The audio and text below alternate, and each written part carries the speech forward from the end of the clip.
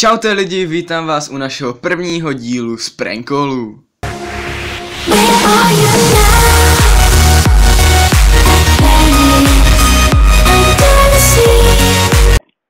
No a teď bych měla slyšet, no kdo volá? Dobrý den.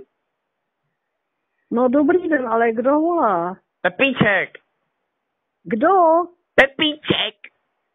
Pepíček? Ano. Jaký Pepíček? Pepíček Kudrna. Mě maminka koupila mobil. Pepíček Kudra? Ano. Neznám žádnýho Pepíčka Kudrnu. Já taky ne. No tak mě nevolejte, když se neznáme, jo? Ale paní, mě maminka koupila nový mobil a já nemám komu volat, já se nemám komu svěřit, já mám strašný strach.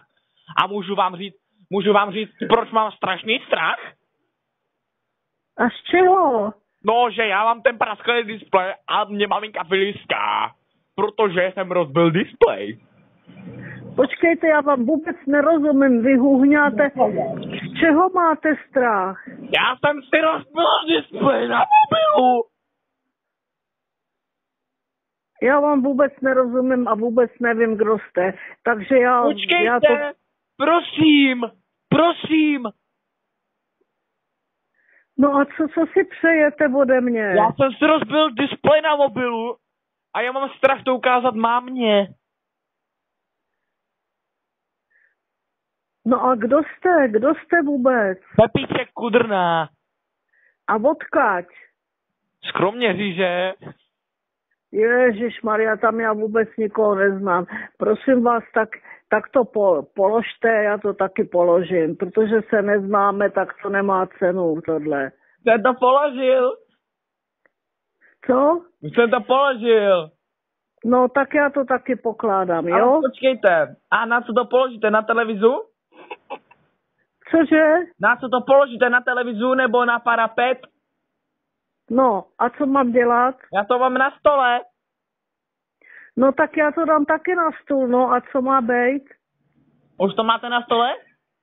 Jo. Tak to je to kouzlo kamarádství. Teď jsou naše mobily na podobném místě. Víte to? Je vám to jasné, že stůl a stůl je to stejný? Omlouváme se, že video není celé, ale paní nám bohužel zavěsila. Takže pokud se vám video líbilo, tak jak to znáte, můžete hodit koment nebo odběr. A pokud chcete více takových videí, můžete také lajkovat. To bude vše, loučím se s vámi a u dalšího videa čus.